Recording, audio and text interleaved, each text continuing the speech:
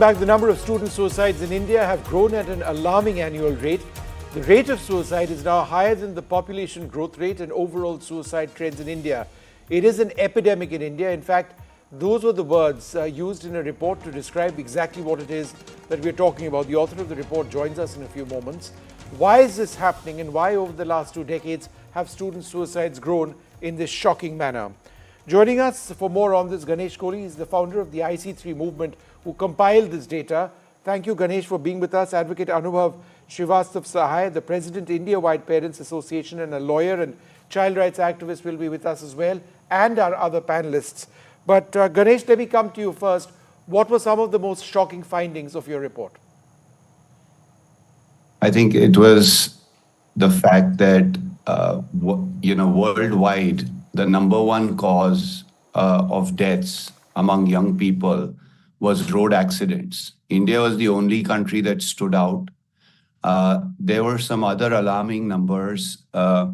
We had essentially, in the last 10 years, India's young population from 0 to 24 has actually shrunk. We've gone from 582 million to 581 million.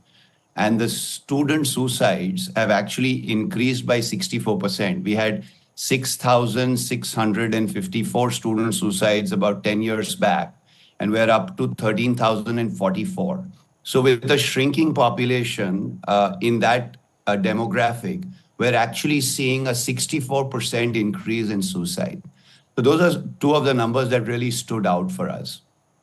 Is there any reason why this is happening, Ganesh? Is it all linked to, is the large amount of this linked to competitive exams, or are there other pressures? To a great extent, Vishnu, what we're seeing is young people are being compared really, really early. As our country becomes a little more, we have a growing middle class and an aspirational population, we're comparing our kids, and when this comparison becomes acute, competition is born. When competition becomes acute, violence is born. Essentially, students taking their life is the extreme form of violence on their own self.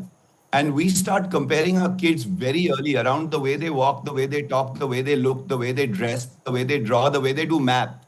And then by the time they're in middle school or high school, we've really gone to the extreme forms of comparison, which is competition. And that's leading to this violence, which is self-inflicted. Advocate Anubhav Srivastav, just in speaking to Ganesh, I picked up on 4 words, which I found interesting, or 5 words: jobs, aspirations, competition, and comparisons. Are these really part of the biggest problems that we face right now? There's a problem of jobs in this country. There are incredible aspirations, and why shouldn't there be? But there is this unhealthy competition, and then people end up making comparisons. You have a job, I don't have a job. Therefore, you are a loser, and I am not, right? It's this unhealthy mix which exists across our country. It's killing young people now, right? That's what this is about. Yes, thank you for having me on this show. And really, it's an alarming situation in our country, and we are heading towards this epidemic. And it's really very concerning. I think it is an epidemic, Anubha. I would suggest that we are there. And, that's what the report is called. I tend to agree with it. Do you? Yes, definitely, because the rising cases of suicides, and there are a number of cases which are not even being reported. So these are the reported cases, and a very alarming situation. I don't know why government is not interfering. They are busy with so many other issues, but this is a very important issue. Each and every child's life matters a lot, but we have been debating on this issue since past, I think since COVID, since last 4 or 5 years, I'm seeing that the cases are rising. And we are just discussing on every medium, everywhere, social media and everywhere. We're just discussing, but implementation is not happening. The Mental Health Act is still not being implemented properly pan-India. And even Modi ji has come up with some suggestion that they have increased the budget for mental health this year, last year also. But I don't know what is happening. They must do something as far as the schools are concerned, right from beginning. I think right from primary school level, we must start some counseling session and different sessions for children and teachers and parents also, so that the students will not face any trouble in the future if they fail. Failure is the biggest challenge which students are facing as far as the career is concerned, competition is concerned. And we see now many number of students committing suicide. 12th board students, NEET aspirants, even those who are studying in IITs are committing suicide. PG students and those who are doing NEET PG, even NEET resident doctors are committing suicide. I don't know. It's high time that government and all the stakeholders must take cognizance of this matter, No, this absolutely. Anubhav, alarming just issue. give me a second. I want to go across to Amit Sen, Director and Right. Senior Child and Adolescent Psychiatrist. Dr. Sen, the 2017 Mental Health Care Act decriminalizes suicide attempts for individuals with mental illness, right? But Yeah. is that necessarily good enough? Because there is this legacy of criminalization which, as I understand it, appears to continue. And the reason I ask you this is that reporting practices of suicides are still probably grossly inaccurate. So we've got these shocking statistics, but this perhaps doesn't tell the entire story. Oh, absolutely. I think that's it's a very inadequate measure to just have people who have a diagnosed mental illness to be decriminalized. In fact, this is what brings all the shame and the stigma and the guilt and the othering that goes with any kind of suicidal behaviors or attempts. And that actually makes young people that much more wary of coming up with any kinds of the crisis they're going through, the despair or hopelessness that they're going through, whether due to a mental illness or not. And indeed, one of the reasons why we have so many people ending up killing themselves, which is indeed a shame and a shocking statistic that we see now, is rising. And I think that we have to get to the bottom of it, because it's a developmental process. It's not suddenly overnight somebody develops the need to end their lives. It develops over periods of months and years sometimes, when they have utter despair, they have emotional turmoil, hopelessness, worthlessness, and most of that goes unnoticed because we are unaware of some of these mental health markers in every space, whether it be at home or in educational institutions. And just like you said, Vishnu, that the fact that it is criminalized and there's so much of stigma attached to it makes people turn their heads away from it, from any kind of suicidal behaviors or ideation. And indeed, it is given labels like, oh, you're a coward, or this is it's really disgraceful. What will it bring to the family? How will your sister get married? And so on and so forth. So there are so many different spaces that young people could otherwise get the support from, but they fail to do so. Sudhacharya, one of the most, let me ask you this. The numbers of young girls who are ending their lives, or young women who are ending their lives, that's gone up. Between 2021 and 2022, male student suicides decreased 6%, female student suicides increased by 7%. Are the reasons for young women ending their lives necessarily different from the reasons for young men ending their lives? Yeah, I must tell you that the focus of our education system must shift from competition to core competencies and supporting our girl children for their holistic well-being. We are seeing the cases in the school which we never observed in the past years. Like what? Like what? Like self-harming, delusion, hallucination, and even bipolar also. Now, within 16 disabilities, now we have included mental illness in RPWD Act. Of late, after COVID, what we are seeing, social isolation, body image, low self-esteem, and acceptance by the peer group or societal norm or fear of failure is really affecting them. Lot of girl children, as you mentioned about girl children, I'm focusing on them. That this didn't exist earlier. When you and I were in school, did this not exist? Some of this.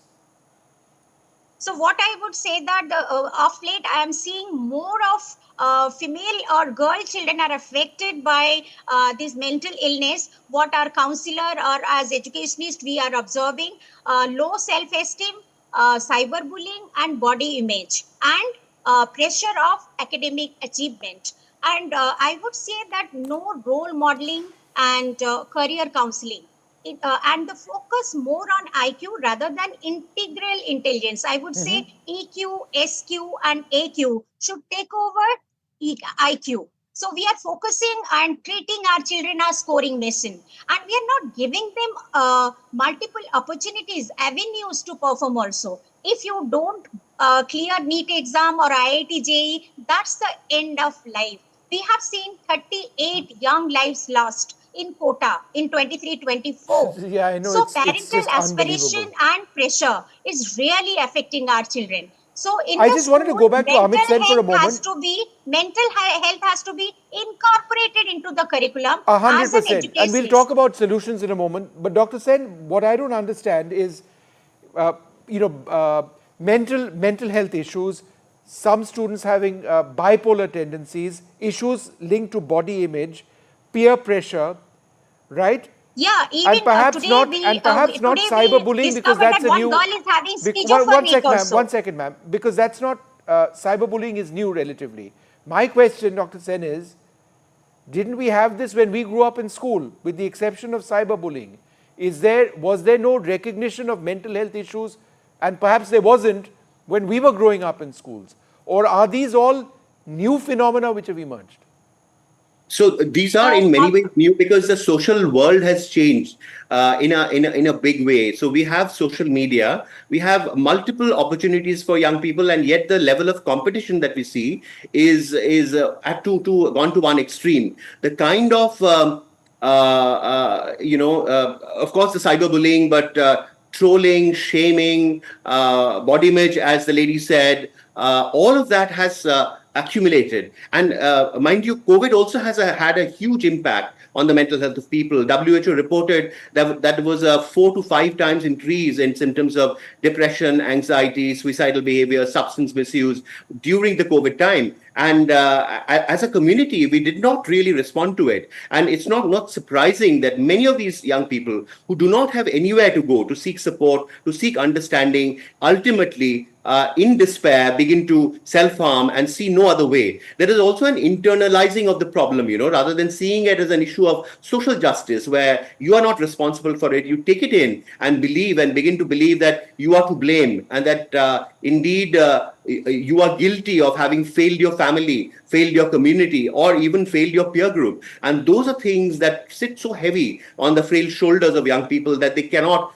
have no other choice but to take this extreme step. So the intervention or the approach has to be multi-pronged at different levels. We cannot just see the numbers and see the tip of the iceberg. Indeed, the death by suicides is the tip of the iceberg, and what's happening underneath it is a very complex phenomena. And unless we are able to break it down at different places, at homes, in educational institutions, in the larger community, and bring this discourse in the mainstream, we are beginning to miss the bus repeatedly. So, and it is again such a stigma that we shudder to talk about it. It brings us so much of shame and even fear, perhaps, So we have had, people, young people who say that, when I first started talking about self-harm, the therapist or even the counselor became quiet and changed the topic. So it's something that scares even professionals. And it is time that we began to talk about it in a more holistic way and accept that indeed our young people are going through a very difficult time of turmoil, of conflicts, and perhaps a very uncertain future. I think that our future, Vishnu, to answer your question, was probably much more predictable, and there were clear pathways to achieve success and to have a career, to have a life. Whereas now it's also confusing, and whatever you do, you fall short. Social media will tell you that you're not good enough repeatedly. From morning till evening, you'll get messages which might actually indicate that your body is not good enough, your marks are not good enough, the friends you have are not good enough, the holiday you took is not good enough. And that actually constantly chips on the self, on the self sense of self that people have. So there is, although we are in some ways connected digitally, but we do not have a sense of belonging. And young people often grapple and are desperate to find, a community of people who they feel they belong in, adults and even peers who feel they understand and show some kind of empathy.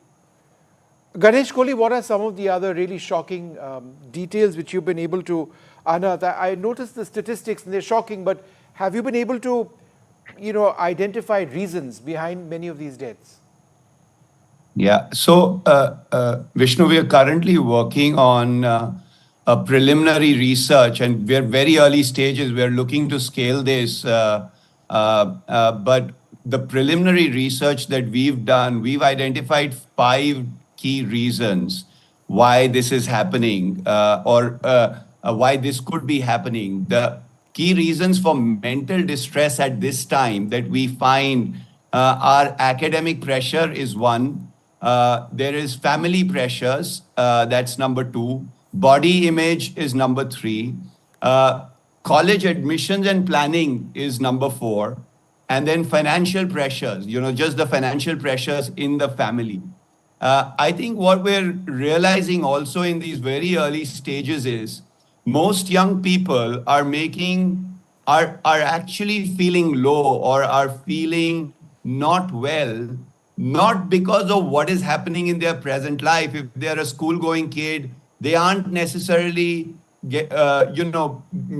feeling like that because of their present life. But what would happen to them in the future? What would happen if they didn't get to college? What would happen if they didn't get a major that they wanted to?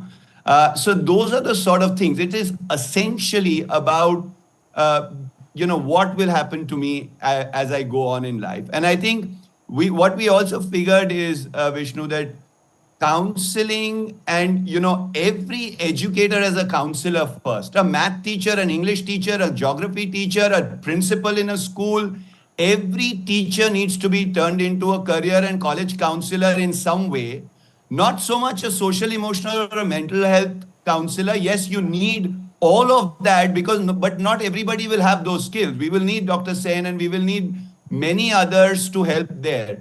But we could be the gatekeepers who actually help young people find meaning and purpose in everyday life.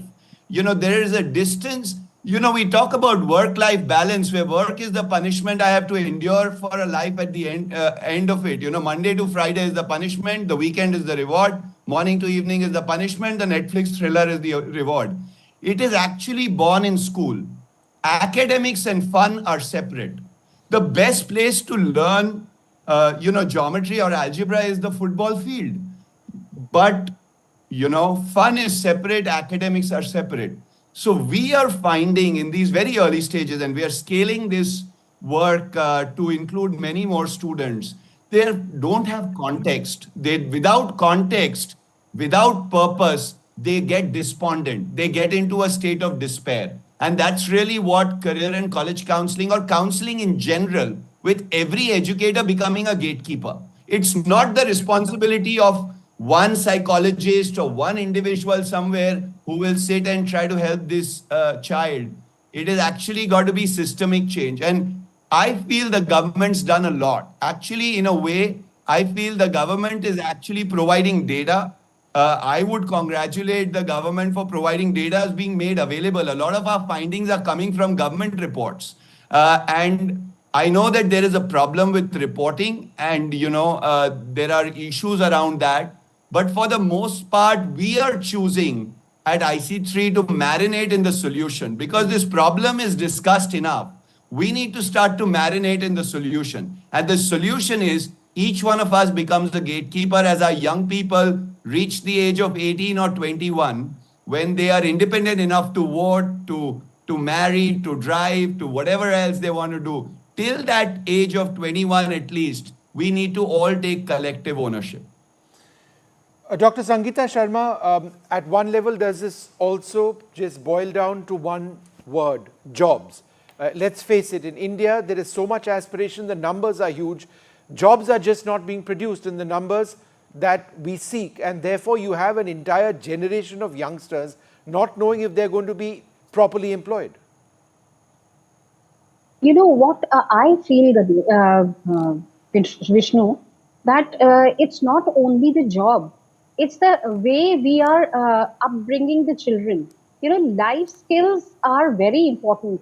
We are not teaching them how to cope up with emotions, with situations of stress, and that is probably ending up in not finding a job. They get into the stress and they take some decisions which are not very good. So as far as I feel right from the beginning, it is very important for all of us, including the teachers, because teachers play a very important role, as important as the parents. So we need to teach children right from the beginning the life skills, which earlier we used to get naturally. Like you were asking, what is the difference between the when we were students and now? What is the difference with the students? So basically, it is the life skills that we used to learn in our families, which used to be joint families or very connected families. Nowadays, we find the entire family is so busy. There are broken families. Issues of loneliness is also there. There is no one to support the child. The support system of the child is very weak, I would say.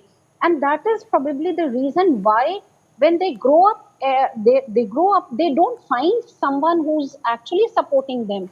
And they are shattered, and very easily they feel that it is easier to commit suicide rather than to fight and take challenges. You know, we always were taught to face the challenge right from the beginning, right from the age of from class 4 or 5.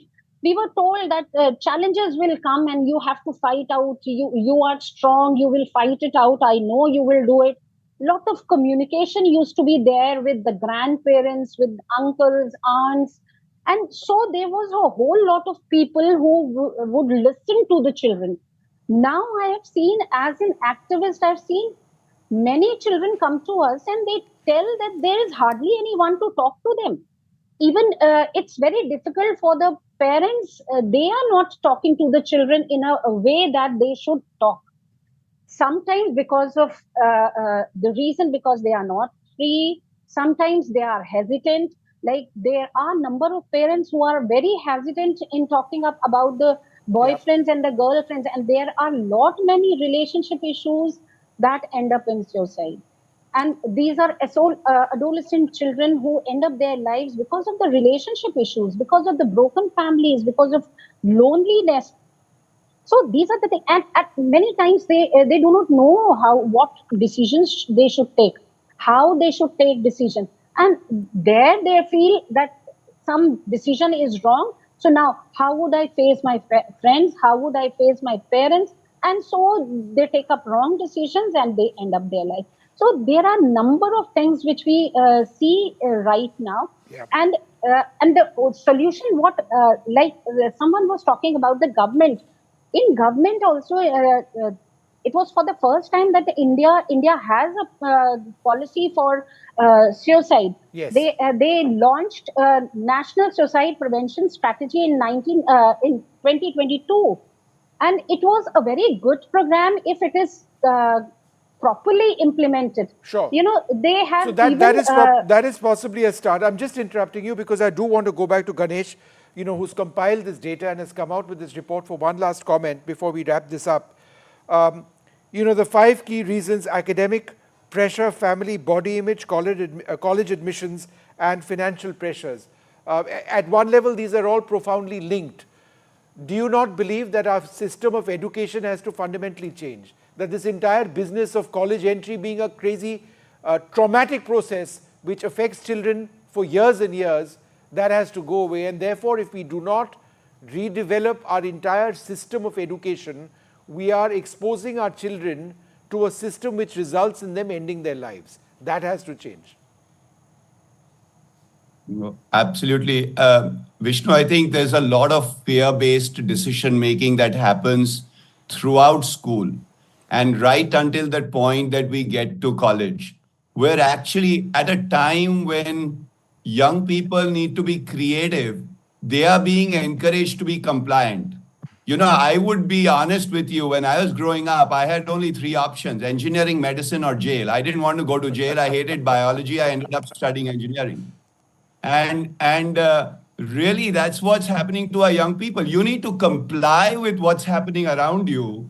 And young people, when the thinking brain is developing, they are seeking creativity. You don't give them the opportunity to create with geography or with a language or in school or in their activities. They will go to a computer game or social media, and on social media, they will encounter all of those comparisons further that will undermine their self worth. So I think we need to move from a fear based to a more love based decision making model. We need to get purpose in everyday life. We're not going to solve our higher education problems overnight. That's going to take some while.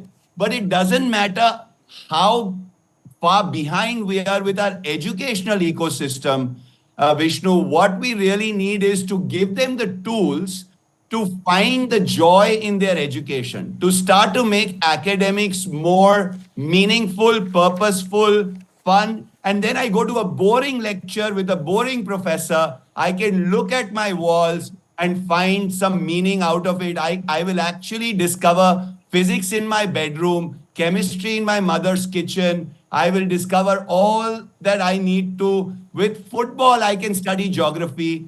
Everything becomes exciting when we alter the way we advise and guide our children. I can't thank you enough for drawing those examples, how life needs to be fun. It just cannot be bound by textbooks and bookish learning and, seeking aspirations based on choices made by others. I'd like to thank you all so much for this very meaningful discussion, but these numbers are just shocking. So many young Indians choosing to end their lives. What can we do? Out of time on this program.